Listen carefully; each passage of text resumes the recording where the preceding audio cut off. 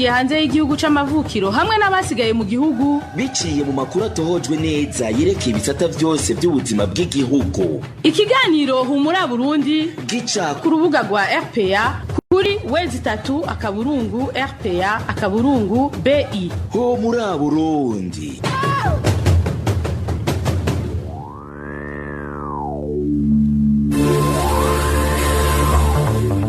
Kuri mikro muri kumwe na Emmanuel Niyungeko. Ndabaramukije nongera ndabaha n'ikaze nshuti namwe bakunzi ba RPA muri ano makuru aca mu kiganiro Humura Burundi yo kuri no munsi wa gatanu genekerezo rya gatatu ndamukiza mu mwaka wa 2020 ayo nawe akabashimikiye ku ngingo nkuru zikwirikira. Abategetsi b'u Burundi ntibasenyera ku mugozi umwe kubijanye no kurwanya ikiza c'umugera corona hagataho abaharanira agateka kazi na muntu mu makambi y'impunzi atandukanye z'abarundi babandanya guhimiza impunzi kugira ngo zijukire amabwirizwa ajanye no kwikingira ico kiza. Abanyagihugu bo muri zone Kibezi komine Mugamba intara ya Bururi bidogera abajejwe umutekano ko babahohotera bakongera bakanabasahura utwabo. Mu kigabane dukingire ibidukikije musanzwe mukurikira ku misi yose ya gatanu tuza kubayagira ibijanye n'amabarabara uko yubakwa hamwe nuko yo bungabungwa. Mu buhinga bw'ivyuma ndiko mfashwa na MS Steven Ingeko mu Kanyisase Idonido.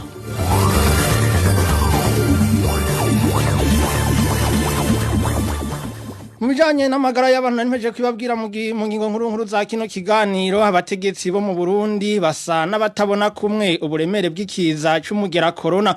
Ivyo bikaba bigaragarira mu ngingo zihushanye zidasiba gufatwa n'abategetsi b'inzego zitandukanye mu gihugu. Josiane Muzaneza mu Idonido gino nkuru. Kuva ikiza corona gitanguye kuvugwa hirya no hino ku isi, abategetsi batandukanye harimwo n'umuvugizi w'umukuru w'igihugu basimbiye ku mbuga ngurukana bumenyi no ku maradiyo yigenga bamenyesha ko atabwo babafise bw'ico kiza kubera ko igihugu bagishize mu biganza vy'Imana. Bukeye kabiri inyuma yo kubihakana yivuye inyuma, umushikiranganje w'amagara y'abantu Tade Ndikumana yahavuye yemeza ko ico kiza kidasiba gusasira inganda ku isi cashitse no mu Burundi. Ingingo zimwe zirafatwa harimwo kugara ikibuga c'indege ca Bujumbura. Ingingo yafashwe n'umushikiranganje w'umutekano Alain Guillaume Bunyoni ariko ikabizoherana n'uyu wa kane ndamukiza. Aha abantu benshi bagatangazwa n'ingene imbibe Uburundi buhana n'ibindi bihugu zicuguruye mu gihe haheze indwi zirenga zibiri ivyo bihugu birangwa mw'ico kiza. Ikindi cerekana ko iyo ndwara iri kifatwa minenegwe nuko mu matangazo yagiye arasohogwa n'umushikiranganje w'amagara y'abantu imwe mu ngingo zisabwa mu kwirinda ico kiza no kuvuga ukubuza amakoraniro ahurirwamo n'abantu benshi bashimye kuyikuramwo mu gihe mu bindi bihugu ariyo yafashije kugabanya ikwiragizwa ry'ico kiza. Aha umuntu akibaza niba iyo ngingo itakuwemwo nkana kumvu za politike kuko nyuma y'amasaha 28 gusa hatangajwe ko hari abarundi babiri batowe umugera wa corona. Pascal Nyabenda rongo inama nshinga amateka yaciye amenyesha ko amatora ari ntabanduka. Ivyo bikaba bihushanye cane nibiriko birakorwa n'abategetsi bamwe nk'abarongo y'intara n'amakomine bo baja batangaje ko amanama n'amakoraniro vy'imigambwe bitarekuwe mu ntumbero yo kubahiriza amabwirizwa ajanye no gukinga ico kiza. Aha tukavuga nk'urongo y'intara ya Muyinga hamwe n'urongoye komine Kayanza. Uretse rero izo ngendo zijurageza abanyagihugu batari bake baheza bakabura ico bafata n'ico bareka, biragaragara ko no mu ndongozi z'igihugu batavyumva kumwe. Aha dutanga karorero ka leta y'Igitega ibicishije ku bushikiranganje bw'intwaro yo hagati mu gihugu ibandanya umugambi wo gutahukana impunzi zisanzwe zicumbikiwe n'ibihugu birangwa mw'ico kiza, mu gihe bamwe mu barongo y'intara zihana urubibe na bimwe muri ivyo bihugu nka Gade niyo kuri arongo y'intara ya Makamba baguma bavyamirira kure. Kubabwira abantu bose bari hanze babwire kuti guma nk'iyo ntuzanya karambaraye umuntu yinjira mu Burundi avuye mu bindi bihugu na cyane cyane ibihugu byamaze gufatwa uwo muntu kuri abarundi na kuri umuryango wiwe igipolisi imigambwe yose baje ku mipaka yose adusubirayo naho bafatira byabo cyane ku mupaka badusubiza inyuma. Muri kino gihe rero bikaba bigoye kumenya nimba inzego za leta zisenyera ku mugozi umwe mu gufata ingingo zo kugwanya ikiza c'umugera wa corona canke niba vy'ukuri umutegetsi wese ari kuriwe kwifatira ingingo bivanye n'uko avyumva. Josiane Muzaneza urunani rw'imigambwe n'abanyepolitike batavuga rumwe na leta y'u Burundi Sefor Arusha ruranegura ukuntu leta y'u Burundi iri kwirigenza mu bijanye no kurwanya akaranda gahanze isi coronavirus. Muri Sefor Arusha basaba amakungu kugumiza ijisho ku Burundi kugira ntibubere intambamyi amakungu mu rugamba arimwo rwo kurwanya ico kiza. Yeremiya Minani avugira urunani Sefor Arusha. Twihweje cyane ko imvugo y'iyi leta ari imvugo isa n'ishaka kunyegeza ukuri kuvyerekeye iki kiza mu Burundi kugira ngo ntihave isanga itegetswe kwegeza ijya nkinamico y'amatora kirategura inyuma byabaye ngombwa bwo duva mu gacerere kugira ngo ubwa mbere duhamagarire iyo leta twiyamirize ubwa mbere twiyamirize inyifato y'irya leta kuko iyo nyifato ishobora gutuma abarundi miliyoni n'imiliyoni zitikira mu gihe hatofatwa ingingo za ruhasha zotuma iki kiza kidakwiragira mu gihugu. Ubwa kabiri kugira ngo duhimirize irya leta ifata ingingo zose zishoboka kugira ngo iki kiza ntigikwiragire mu gihugu cose. Ubwa gatatu kugira ngo dusabe amakungu agumize ijisho ku Burundi ntagume yakira ibinyoma bivugwa n'abajya barongoye igihugu no munsi ahubwo ahimiriza Burundi kugira ngo uje ku nzira isi yose yafashe mu kurwanya ico kiza. Hanyuma kane kugira ngo dusabe abarundi bafatanya mu nda ntibacika umutima ariko bubahiriza amategeko yose yerekeye gutuma iki kiza kitoguma kwiragira mu gihugu cose. Hanyuma bwa nyuma kugira ngo tumenyeshe abarundi ko tuzoguma iruhande yabo, tuzoguma dukora ivyo byose bishoboka kugira ngo abarundi bashobore gutsinda iki kiza, eka mbere atari abarundi gusa n'isi yose itsinda iki kiza. Yari Yeremiya Minani avugira urunani rw'imigambwe n'abanyepolitike batavuga rumwe na leta y'u Burundi Sefor Arusha. Impunzi z'abarundi bahungiye mu makamba atandukanye ngo zikwiye kwijukira gukurikiza amabwirizwa yose y'isuku zihabwa harimo n'ayandi yo kwikingira ikiza ca coronavirus. Iyo ni impanuro y'icegera c'urongo y'urunani rw'abaharanira agateka kazi na muntu bo mu makambi atandukanye CBDH Vika Leopold Sharangabo agasaba impunzi kubikora zitarinze kurindira igitsure c'abazirongoye kuko ari kuneza yazo. Leopold Sharangabo ni cegera c'urongoye urunani CBDH Vika yaganiye na Vicky Chris n'interetse. Turashimira amareta na HCR bashoboye kugira ico bafashije kugira ngo habe ihimirizwa ry'impunzi mu bijanye no kurwanya ico kiza ca coronavirus. Ariko rero twarumvise ko mu makambi y'impunzi atari make ico gikorwa cafashwe minenegwe. Twarumvise ko ahantu henshi batashoboye kwita kuri ivyo bintu bijanye no gukora kugira ngo cyo kiza ntihave kizoshika muri ayo makambi. Aho twovuga nko kudatanga ibikoresho by'isuku, turavuga nko makamba amwe nka za Nyarugusu, turavuga kambi za Kenya, turavuga nk'ikambi ziri muri Kongo n'ikambi iri imaheba mu gihugu ca Zambia. Ivyo rero bikatwereka ko ico kiza hamwe coshika mu nkambi cokora ibara kuko tuzi neza ko amakambi y'impunzi barimwe abantu benshi cyane ku buryo cyashitse bitopfa koroha ko gisohoka. Turasaba rero bimwe bikomeye impunzi ubwazo guhaguruka zigahagararira isuku ryazo ko ico kiza kitobinjirana mu nkambi, cyane gukurikiza amategeko n'amabwirizwa yose basabwa n'abajejwe amagara y'abantu. Cyane ko twumvise ko mu makambi amwamwe impunzi nazo nyene ubwazo zifata minenegwe ico kibazo. Nukuvuga usanga bagikoranira hamwe, usanga bakiramukanya, usanga bari mu bubare butandukanye. Ibyo byose kandi akaba ari bimwe mu bikwega iyo ngwara. Ubwo rero tugasaba ko impunzi zofata ingingo zitarinze kurindira ngo HCR abajejwe ikambi ngo baze kubahimiriza canke ngo barinde gushiraho ibihano kugira ngo bakurikize amategeko. Ni ku nyungu zabo kugira ngo bikingire bakingire kandi n'imiryango yabo. Yari Leopold Sharangabo icegera c'urongo runani CBDH Vika ruhurikiyemo abaharanira agateka kazi na muntu mu makamba atandukanye y'impunzi. Tumira mate tubandanye igisata c'agateka kazi na muntu. yemwe nshuti zanjye nkunda nta kindi nifuza ku mutima atari ukwamagara yororanirwa.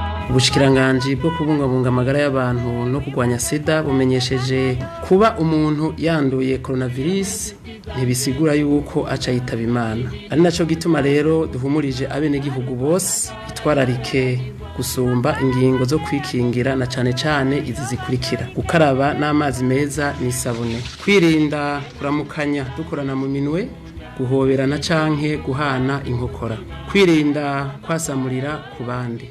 Ku bantu boba baravuye mu ngendo mu mahanga canke boba baragiye hamwe n'umuntu yapimwe bagasanga yaranduye umugera wa coronavirus, basabwe kuguma mu mihani wabo ariko bagahamagara ku nimero itariha 117.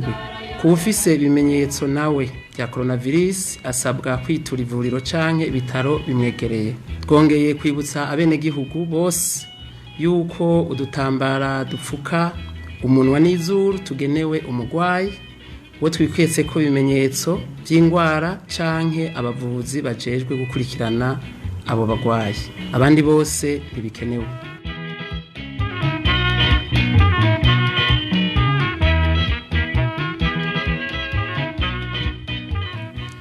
Abanyagihugu bo muri zone Kibezi komine Mugamba intara ya Bururi bariyamiriza itotezwa n'ipfungwa hadakurikijwe amategeko bamazindwi bakorerwa n'abajejwe umutekano ku mategeko bahabwa n'uburongo y'igipolisi muri ako karere. Abanyagihugu bavuga ko abajejwe umutekano aho baciye hose bagenda baranabasahura utwo batunze twose. Inkuru ya Trésor niyo ngabo.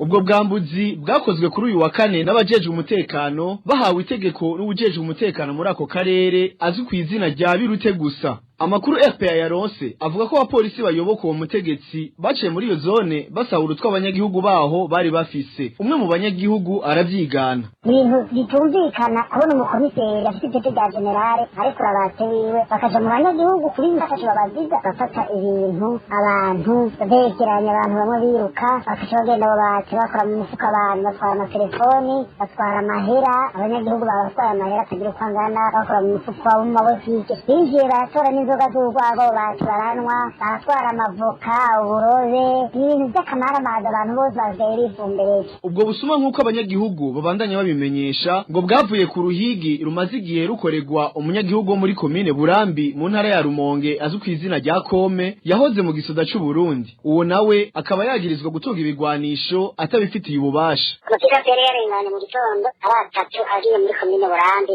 bariko barondera yitwa Kome nabagarutse bamubuze ntabashika babita mu jezi bakaca bafata abantu abamotari hamwe n'umotari yitwa Iranga jezi bacagira akagongo baramutwaye tugiye bamugeranye n'undi mumotari wo kw'ikomine Mugamba yaraje kudepoza umuntu byinshi n'abanyagihugu bamwegera komiseri yashirishije uvuga mbere ko mani baca bagasubira abatwara. Ntitwashoboye kuronka Birute gusa yagirizwa iryo totezwa na Ntakarutimana Jacqueline umustanire wa komine Mugamba kugira abagire ico babivuzeko. Trésor niyo ngabo. Abantu batashoboye kumenyekana barashize umusaraba bongera basiga amaraso ku muryango w'inzu y'umunywanyi w'umugambwe Senere aho ni ku mutumba na zone Murore muri komine Busoni intara ya Kirundo. Ivyo bikaba byabaye mu ijoro ryo kuri uyu wa kane mu gihe Serugo yataye akomoka bivuye ku guturatuzwa n'uburongo y'uwo mutumba afadikanije n'imbonerakure. Ni nkuru tubaza Eroge Divin Remesha. Uwo munyagihugu ari karatotezwa yitwa Patrick Abakurama akaba ari wasanzwe arongoye umugambwe CNL ku mutumba Murore. Ababanyi bazindutse kuri uwo muhana baranegura iyo ngendo bakavuga mbere ko hashobora gukurikira ubwicanyi. Itotezwa ari muri hamugayo muri ijoro ryakeye ku rugo iwe Abakurama Patrick wabonye bahasize umusaraba bongera basiga amaraso ku muryango w'inzu hari umuntu ndo kugira ngo bamutere ubwoba. Natwe tubana we bwaturembeje tabana ku bwicanyi ushobora kuba bwinshi.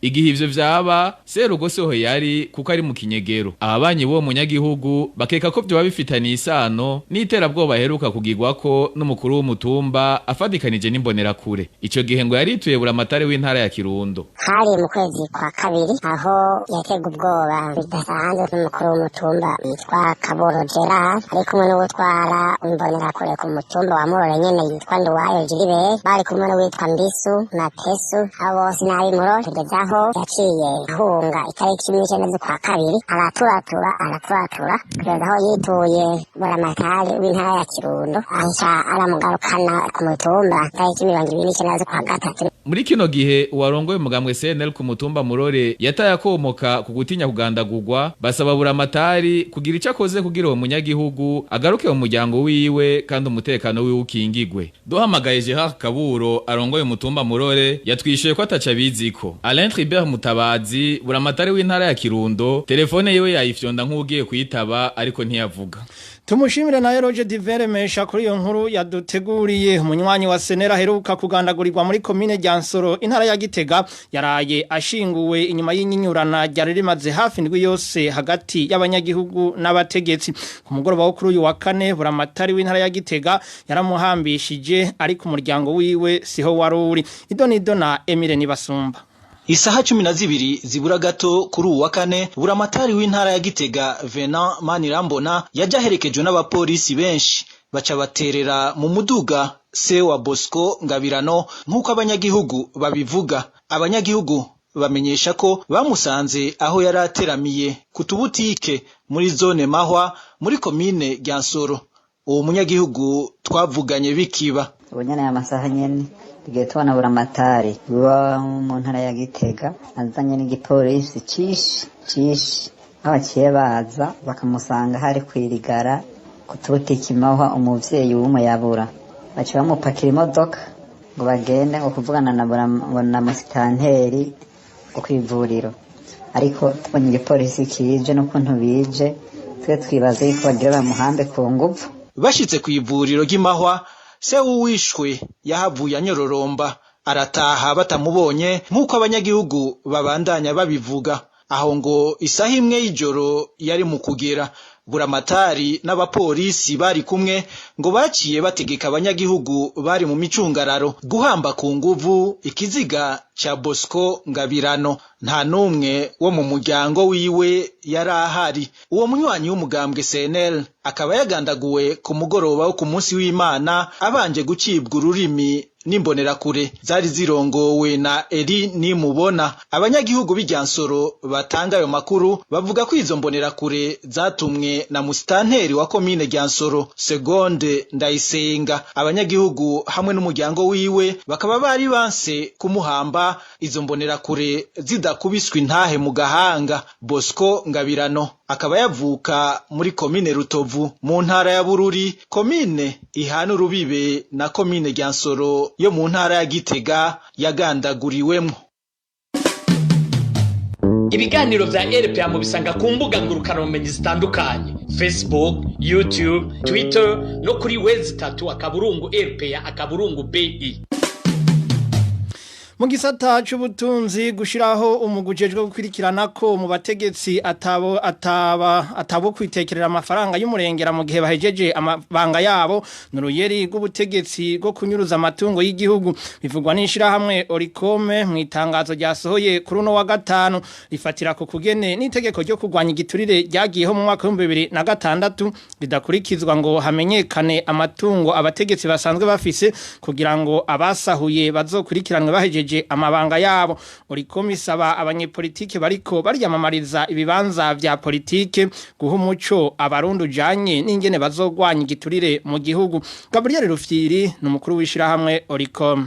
Turavye uyu mugwi tukaraba nuko bazohembwa amafaranga ya leta biciye muri mwe twita amafaranga yo kurondera y'ugu frais de représentation n'ibindi, twebwe tubona ko ari uburyo bumwe bwo kurondera kunyuruza amatungo ya leta, kuko itegeko ryo kurwanya igiturire ryagiyeho mu mwaka w'ibihumbi 2006 rije gushira mu ngiro amasezerano z'amakungu yo kurwanya igiturire hamwe n'amasezerano ya Afrika yo kurwanya igiturire. Uburundi bwari bwemeje muyo mwaka nyene mu kwezi kwa mbere biciye mu itego ryatowe n'inama nshingamateka. Twebwe tubona ko kubona iryo tegeko kugeza none munsi umuntu afise ibintu atunze bitagaragara iyo yabikuye adashobora kubibazwa, umuntu yanyegeje ubutunzi kimwe twita branchement d'argent sale adashobora kubibazwa, kwerekana amatungo umuntu afise kimwe bita declaration de bien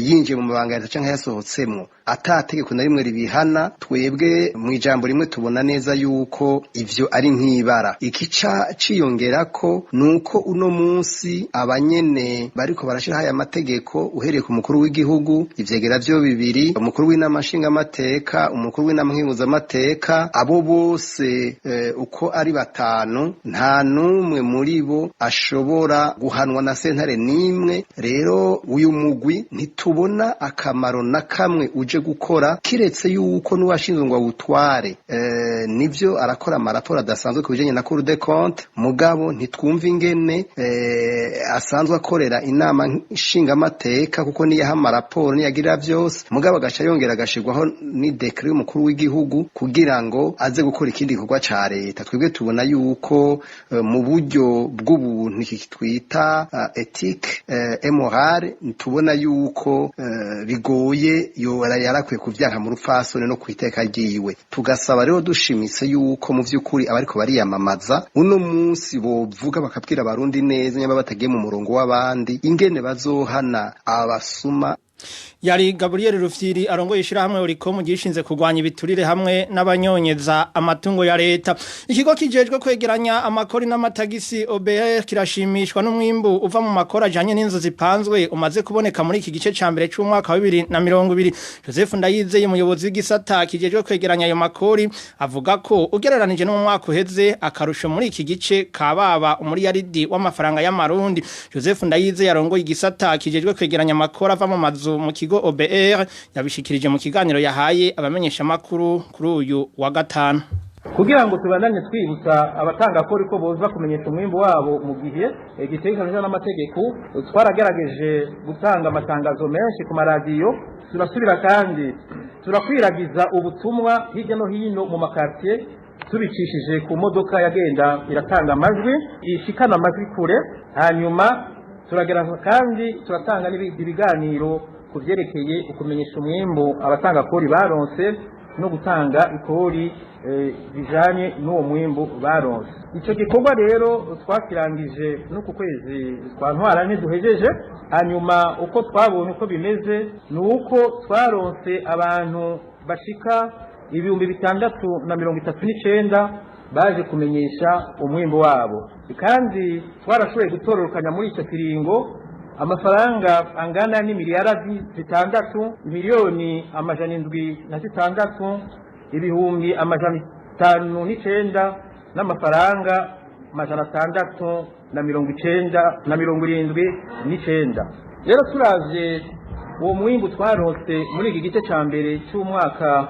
w'ibihumbi 2020 tugereranije n'amafaranga twari twatororokanije mu mwaka urangiye tubona yuko habaye akarusho kababa umuriyardi umwe w'amafaranga y'amarundi tukabona ko rero habaye akarusho kangana n'ibice 14 kwijana Joseph Ndayizeye aravunira akagohe abataratanga amakori ko bobikora hakiri kare kugira ntibarinde gutangishwa amahadabu kuko inyuma y'iki gikorwa hari ikindi gikorwa tuzobandanya cyo kuraba abo bantu batashoboye kuza kumenyesha uwo mwimbo kuko turafise ukugene tubatora dukoranye n'abajejwe intwaro haba ngaha mu gisagara ca Bujumbura canke hagati mu gihugu abo rero tuzobarondera kandi tuzobatora kandi bizotuma duca tubaca amahadabu kubera bataje kumenyekanisha uwo mwimbo wabo rero novuga ko rero muri rusangi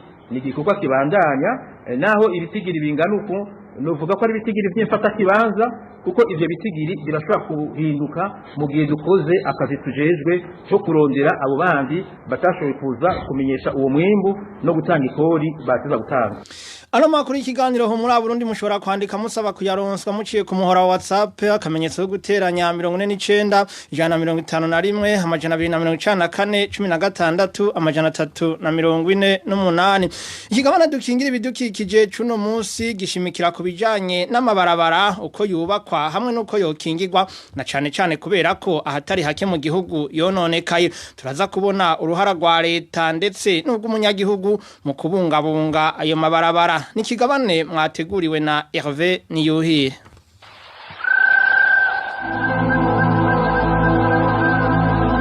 Dukingira ibidukikije dukingire ibidukikije ni ikiganiro gihamagarira abanyagihugu bose mu bisata bitandukanye kumenya ko ibidukikije ari ryo soko ry'iterambere n'amagara meza ku bantu no ku binyabuzima. Ikiganiro dukingira ibidukikije mugitegurirwa mukagishikirizwa na Radio Publique Africaine ijwi ry'abanyagihugu.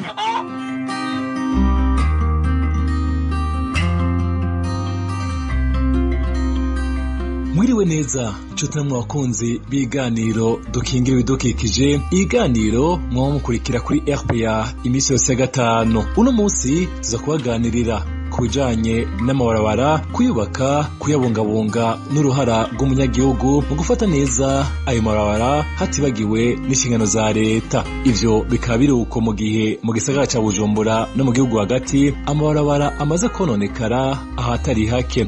Abanyagihugu twayaze baba mu makartier atandukanye y'igisagara ca Bujumbura cyo kimwe n'abikorera ivyabo batwiganira ingwane bafise nico basaba. Umuhinga kandi akurikiranira hafi ibijanye n'ibikorwa by'amabarabara aratubwira uko amabarabara meza uko ategerezwa kuba ameze nico abanyagihugu canke leta bokora mu kuyabungabunga. Iganiro magiteguriwe na Hervé Niyuhire nkabanda yifurije ikaze mu idonido. RPA ni ijwi ryanje ryawe ryatwese ni ijwi ry'abanyagihugu.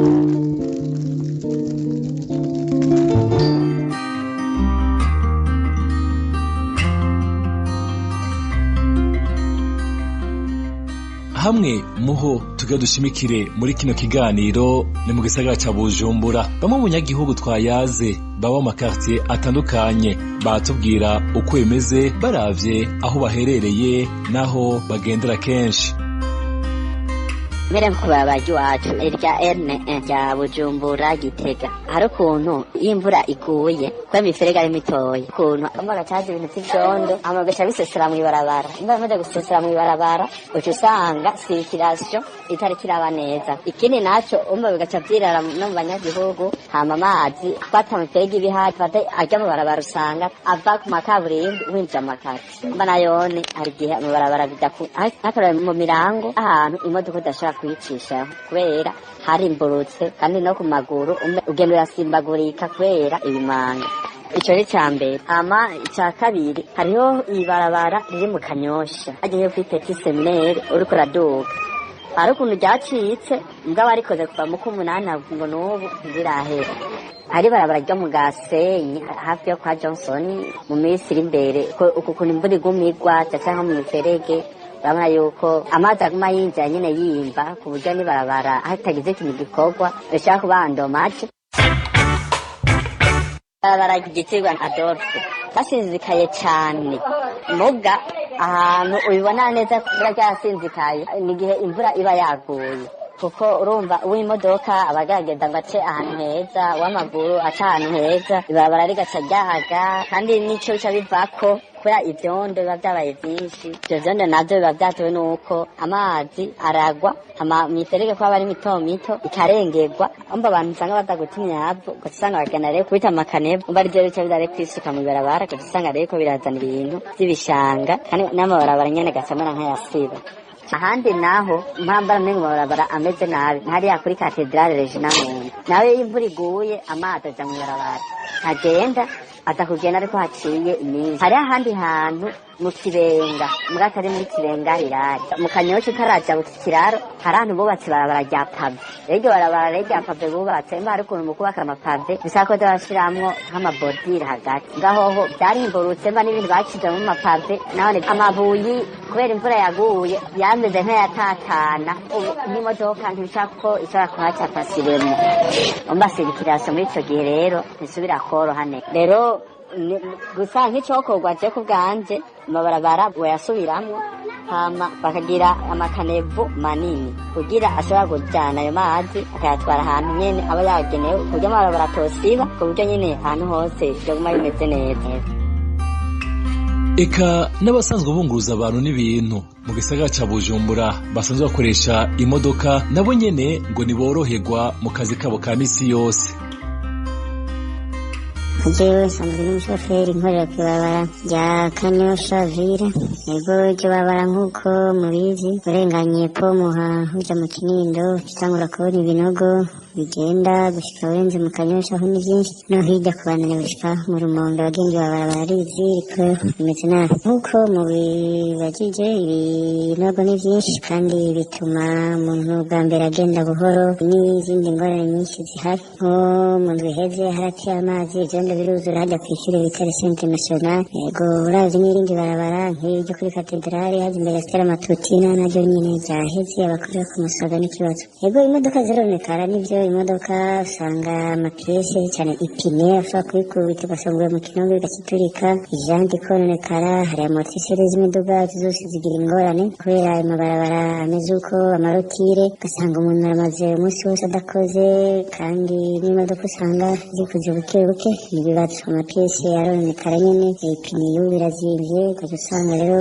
n'imodoka kandi ni nyinshi umwanya wose ni mwinshi ugasanga biko bitera ingorane kuri izo barabara. Ego leta tubahora babaza abadatabuja batubwira ati babemere ko bamaze kuvyiga vuba na vuba bazotangura gukora. Ego ari babara bariko barahoma baza barashiraho hamwe hamwe ugasanga bariko barazibira no muri ville hari ahantu bazibiye ibinogo bimwe bimwe habonye abantu baza baraza bakazibira bagashyiraho ikaburimbo bakashobora kuzibira ivyo binogo. Turizera ko n'ibindi ivyo byose bakumwe ko babivuga bazogerageza kubikora kugira ngo akazi n'imiduga ashobore kugenda atangurane ifise. Umutumire wacu André Ndihokubwayo akaba ari n'umuhinga anakurikiranira hafi ibijanye n'ibikorwa vy'amabarabara abanza kudusigurira ukungene amabarabara meza ameze uko yubatswe n'ingene ategerezwa kubungabungwa.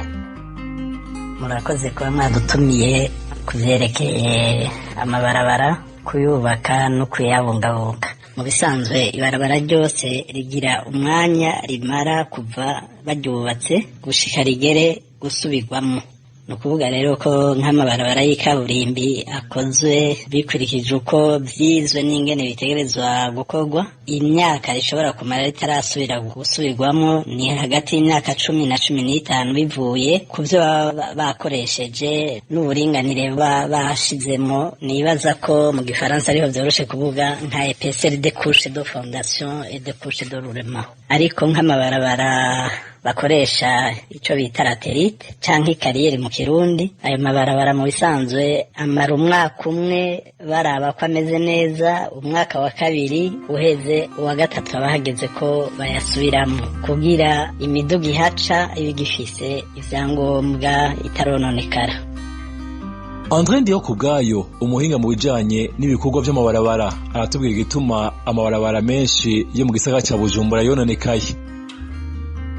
Ivyerekeye amabarabara yo mu gisagara ca Bujumbura mu bisanzwe kuva ubwimo bwa 1993 rubaye harabaye ikibazo cyo kuronka uburyo bwo gukora amabarabara mu gisagara ca Bujumbura. Hiyongera koko habaye gutera imbere cane kw'igisagara ku buryo cavuye aho cari kiraduga cane gushika hejuru nko mu misozi. No kuvuga ko amazi yose yahora aja mu masoko avuye hejuru yamanutse akaza hagati mu gisagara. Ayo mabarabara rero arakuze cane na ya kera, no kuvuga ko yari akeneye gusubirwamwo kandi n'imigende itwara amazi igasubirwamwo ikagurwa cane. Ivyo rero ntivyigeze bikorwa kubera ibihe bibi igihugu cacu caciyemwo. Hariho ikibazo c'uko abahora bafasha Burundi bose bakuyemwo akarenge ku buryo igihugu kizeye uraro n'uramuko ku mafaranga bavuye hanze arenga ku 52% atasubiye kuboneka kugira hakorwe ibikorwa vyo guteza imbere isagara. Mbega kugira amabarabara akozwe neza mu gihugu amaye igihe yatekanijwe hokorwa iki?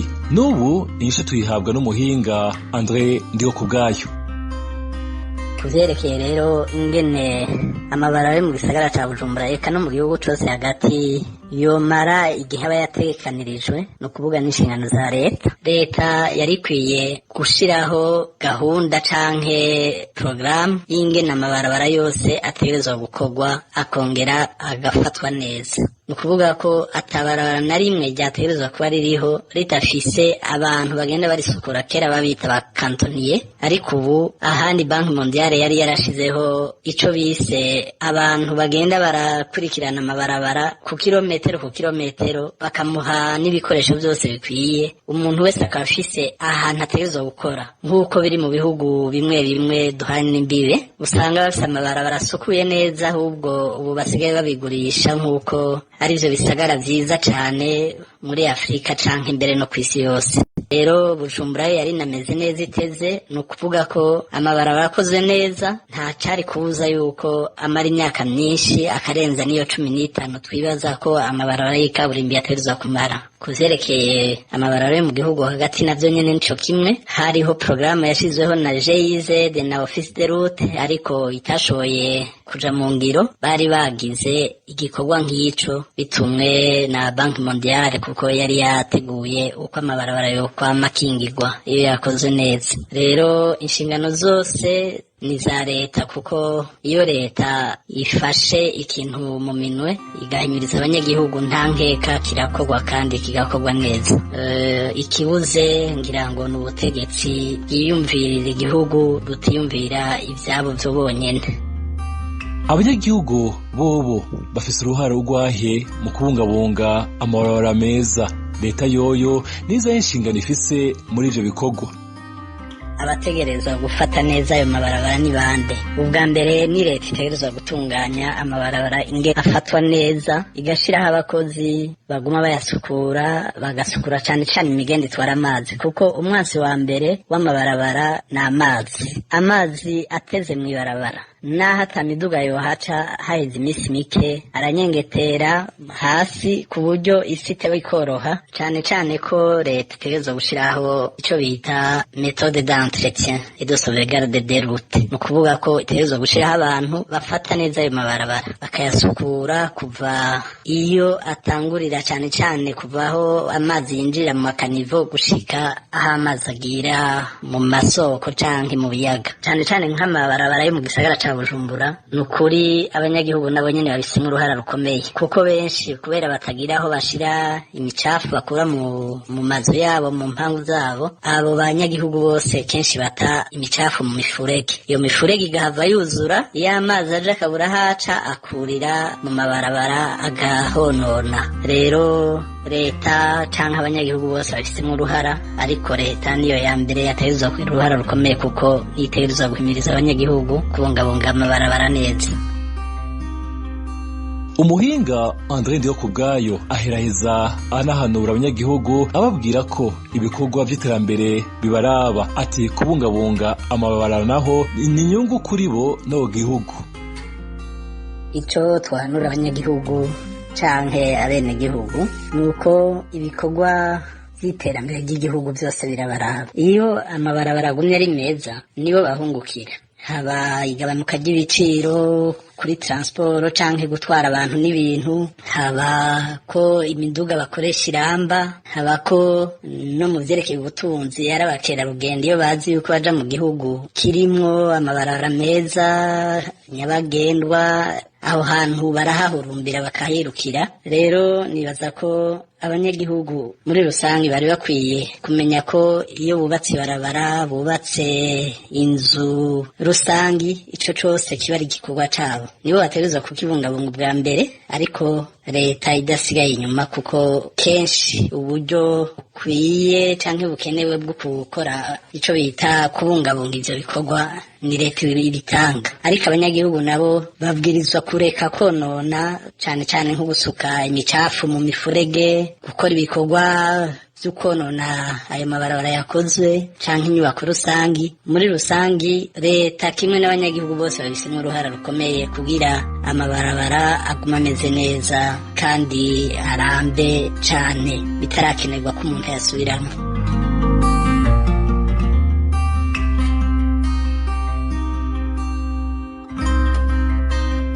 ni kuri izo mpanuro z'umuhinga duce dusozera ko ikiganiro cacu cuno munsi. Mwumvise ko twashimikiye ku bijanye n'amabarabara, uko yubakwa, kuyabungabunga n'uruhara rw'umunyagihugu mu gufata neza ayo mabarabara hatibagiwe n'inshingano za leta. Dushimire umutumire wacu André Ndiyokubwayo, umuhinga akaba anakurikiranira hafi ibijanye n'ibikorwa vy'amabarabara. Twongera tubashimira kuba mudahengeshanya kudukurikirana. Ikiganiro mukaba giteguriwe na Hervé Niyuhire. Mugire umugoroba mwiza n'ijoro ryiza.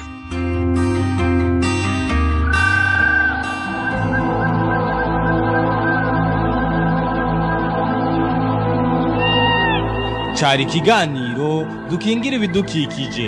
Kiganiro mutegurirwa mukagishikirizwa na Radio Publique Africaine, ijwi ry'abanyagihugu ku misi yose ya gatanu.